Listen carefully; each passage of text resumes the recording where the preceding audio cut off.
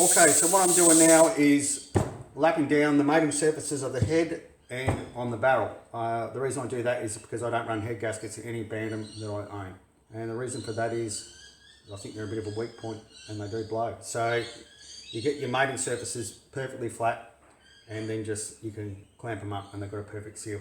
Well, there's a fair few bikes around that actually do that. So sheet of glass, 1200 wet and dry, bit of WD, and just lap them down until they haven't got, you basically lap out all the machine marks out of it. You can see a few machine marks there, but this is getting pretty close. Nice perfect flat surface.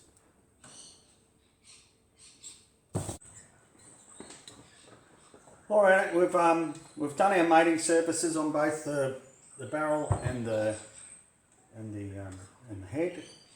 Now I CC'd the head, so I've actually measured the volume of the combustion chamber on the head. So calculating it out, this bike ran on a compression ratio of close to 15 to 1. It's about 14.8 or something like that. So that's way too high for what we want. So I've reprofiled the inside of the head, and no, I'm not showing you, just to drop that compression ratio down. But you get a bit of an idea about when you're running a bike on methanol, what sort of compression ratios you can run and get up to. So that, I probably should have shaved the head and turned it into a diesel, but it was that high compression. But we've got that all done and we're getting close to being able to put the engine back together. I'm just waiting on a couple of little things. So I'm actually going back onto the frame. I'll put the forks in the frame and I'll put the plunger units back into the frame. Hi all, just putting the forks on. As you might remember from a pretty early episode when I was dismantling the bike, couldn't get the fork legs out of the bottom yoke because of the way it's painted. So I'm going to have to assemble it with the fork legs on, and that's the reason why I haven't overhauled the fork legs.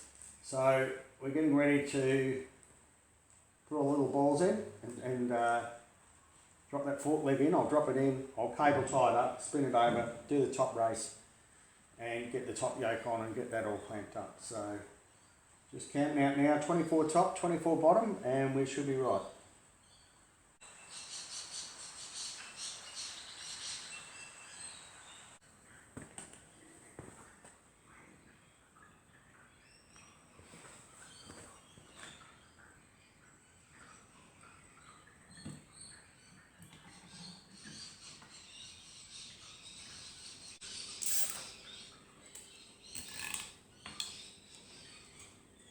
Right, go. Now we can spin her over.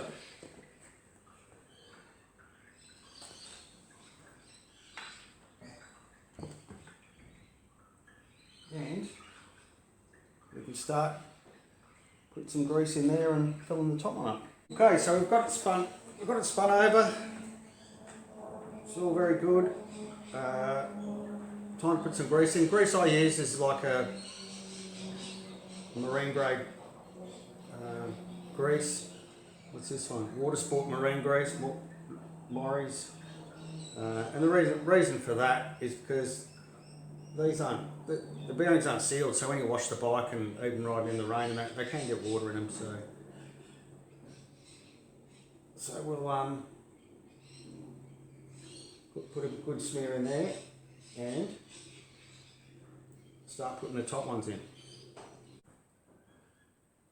Okay, so we've got it flipped. We've got all the rolling elements in the top bearing and it's all gone pretty well. So we'll get this top racing.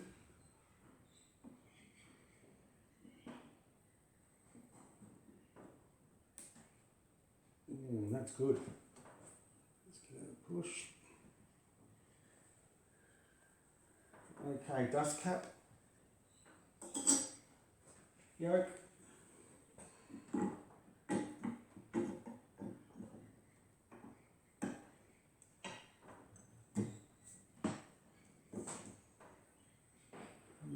just sitting as well as I would like. Oh yeah, that's a bit squarish.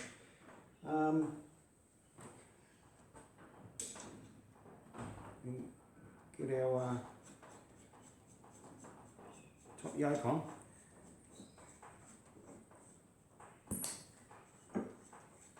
So I've got a little minor problem. I think once these are all tensioned up, that's come back into alignment. That's all right. My top yoke was just sitting a bit square. Now I've done this top yoke up. Yeah, that feels pretty good. So I can cut those cable ties without fear of all the rolling elements falling out of it now. So I'll tension that up for the time being, but I'll do another tension once I've got the weight of the wheel and everything on the front and check it all out. So that's gone together really well. I'm pretty happy.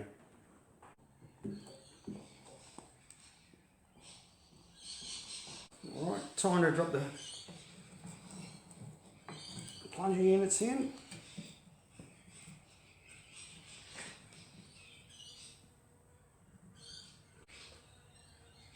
I'll just give this a film of grease and then we'll tap it in. Now, this has got scallops top and bottom, so it has to line up like that because those scallops is where your bolt goes through top and bottom on your clamps. It's the relief to allow your bolt to go through and locate it.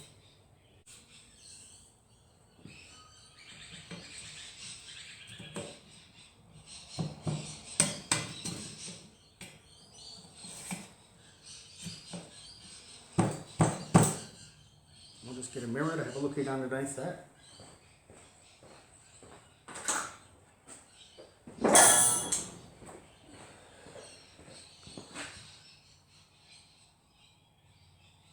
Good to go. That way. That's it. Very good.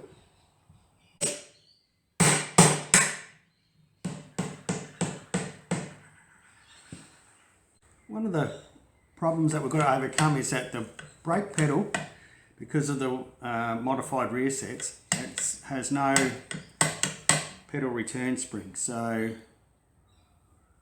I'm just playing around with Bantam springs and see what I can come up with to